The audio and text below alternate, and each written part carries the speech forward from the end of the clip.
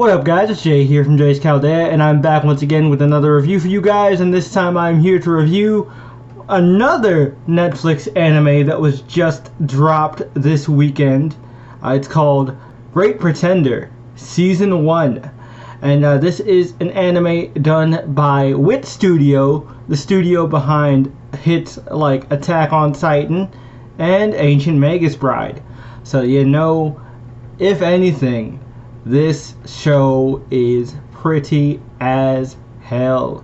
And boy, howdy, let me tell you, it definitely is pretty. But as per usual with the Netflix reviews, like with the Aggretsuko review, I will be covering the events of the entire season and talking about my thoughts and feels about it. I'm glad some of you guys really enjoyed the Aggretsuko review. If you haven't seen my review of Aggretsuko Season 3, I will leave it annotated in the card up here and in the end card as well. But I'm glad you guys like my review style.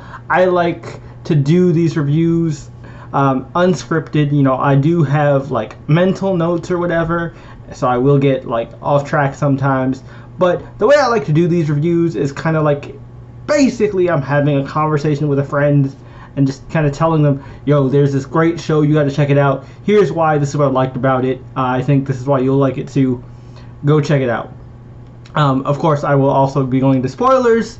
Like I said, I'll be covering all 14 episodes, so if you have not watched the entire season, do so. I highly recommend it. That is your spoiler warning. So let's go ahead and jump on right into it. So, what is Great Pretender? Basically, The Great Pretender is a heist anime.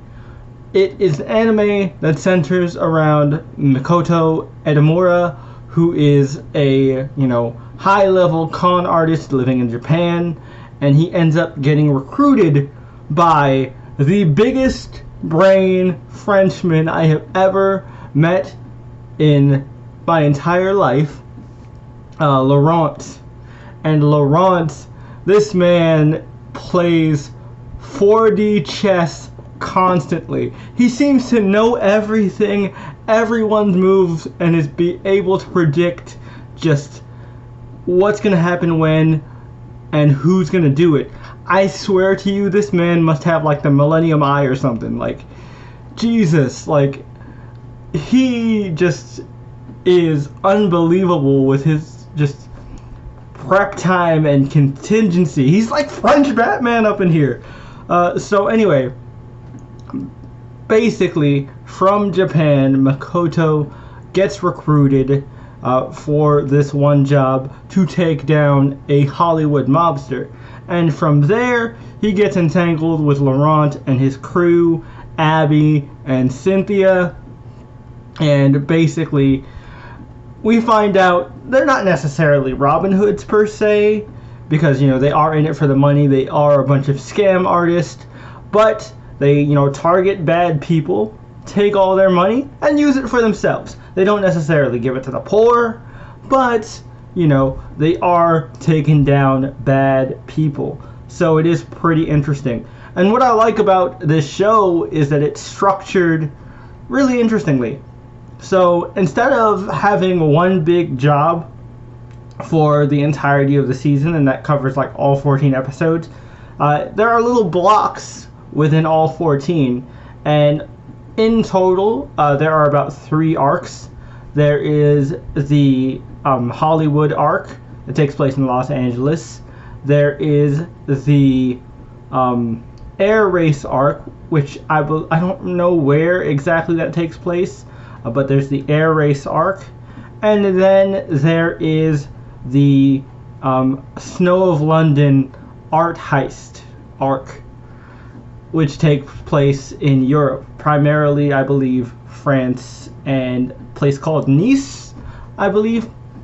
Don't quote me on this one because I do not know my European geography, but yeah, it's really cool because you get to see each con and the different planning stages. And let me tell you, each episode feels like a movie. Right from episode 1, it is just so kinetic. Each character just has a very unique vibe. You love to see how this crew moves and gels.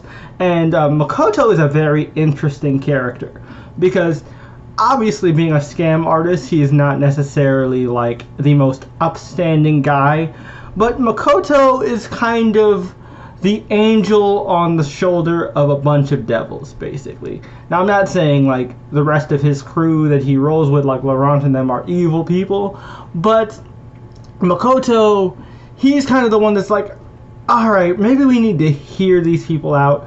There are good people caught up in these bad situations. We need to at least help them.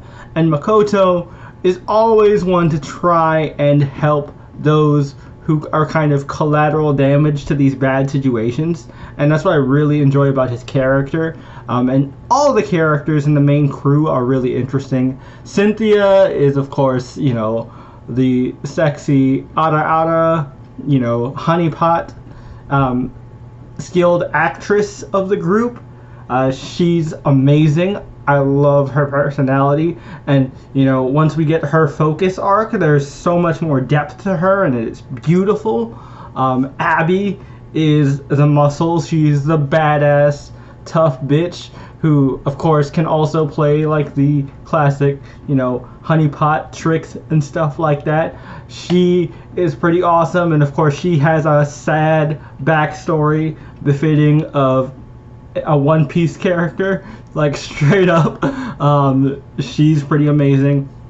Like I said, I really love Makoto and his character arc, and you know, hearing his backstory as well, seeing how kind of life dealt him a bad hand, but no matter what, he doesn't give up, and that tenacity is kind of what helps him, you know, be able to think on his feet so well and be so good at these scams.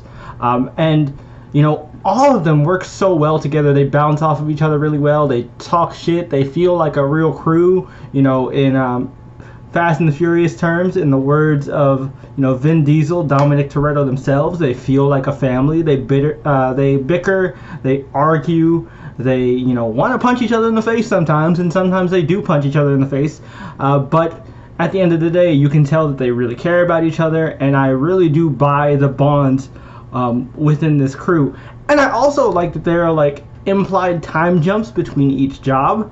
So like, you know, it'll be a long time before they see each other again, but as soon as they see each other, you know, they pick up right where they left off. That's how real friends act and are, and I think that's really, really cool.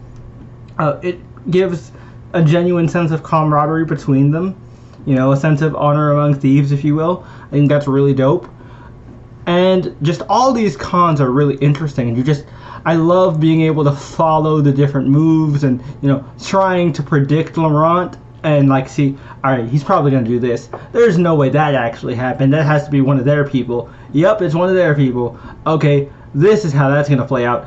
I really enjoy that aspect of just trying to, you know, keep up with Laurent and play the game. It's pretty fun to do, just watching it work and kind of let your own gears turn and see if you can piece together Laurent's plan. Or are you as naive as Makoto is sometimes, and are you going to miss a couple steps?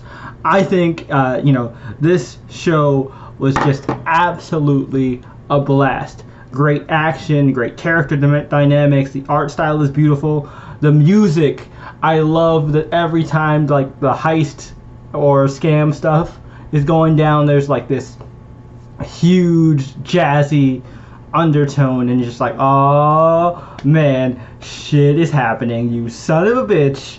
I'm in. I'm just like, here we go. Now we're getting into the good stuff.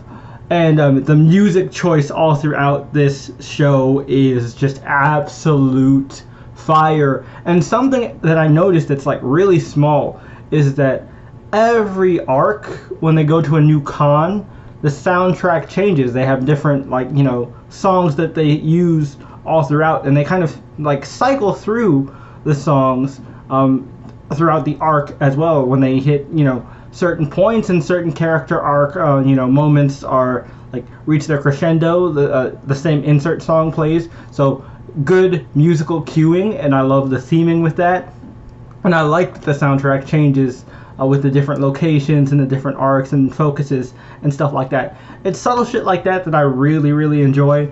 Also, one of the best things about this show is the opening theme, which very much, again, has that like kinetic jazzy vibe, and I know this is a huge claim because this theme song itself is super iconic. Hell, it's my current ringtone, and it's been my ringtone for years. But this theme gives me very much like Cowboy Bebop-esque vibes, and I absolutely freaking love it. Also, the ED. Oh my god, the ED. Netflix flexed all their money on this ED because, you know, the song is called Great Pretender, and if you know your music, you know that Queen has a song called Great Pretender. So I'm thinking, you know, it'd be really cool if they actually got Great Pretender in this show. And it turns out, we get to the end of episode 1, the ED starts playing. I hear the instrumental, and I'm like, oh, cool. They're gonna have like some singer do a cover of Great Pretender, because that's what they usually do with this type of stuff. No, fam, that was legit Freddie Mercury. Netflix was able to license Great Pretender by Queen. That is a flex right there if I ever saw one, and what a flex it was. Man, this show is just amazing top to bottom. I absolutely loved it. I really want to know more about Laurent. How is this dude just so damn galaxy brained? I want to know, man. There has to be way more to him than meets the eye. He seems so just cool and nonchalant. There has to be like a very deep, sad, tragic backstory here. Because, like, seriously, I feel like this is giving me a little bit of like the East Blue One Piece vibes of like each Straw Hat has their own join the crew focus arc, and you get to see their backstory. And we got that in the first arc with Makoto, we got that in the second arc with Abby, and we got it in the third arc with Cynthia. So I'm waiting on that Laurent arc so we can learn more about this blonde bastard. But I'm very excited to see what comes up next for this show. I really do hope it does get a season 2. I think it's a phenomenal show, and it's definitely worth checking out. If you have seen Great Pretender, please tell me what you thought about it in the comments down below. What was your favorite con? Who is your favorite member of the crew? Tell me all those thoughts and feels in the comments down below as always. Don't forget to leave this video a like to let me know you enjoyed it. And if you like what I do here and you want to see more from me, be sure to hit that subscribe button and notification bell so you get notified every time I upload a new video. And in the outro card, I will leave linked my Aggretsuko Season 3 review in case you missed out on that one and you want to check it out. And I will also leave linked a video YouTube Mysterious Algorithm thinks you might like. So hopefully you'll enjoy that as well. But until next time, this is Jay from Jay's Chaldea, and I'll catch you in the next review. Peace.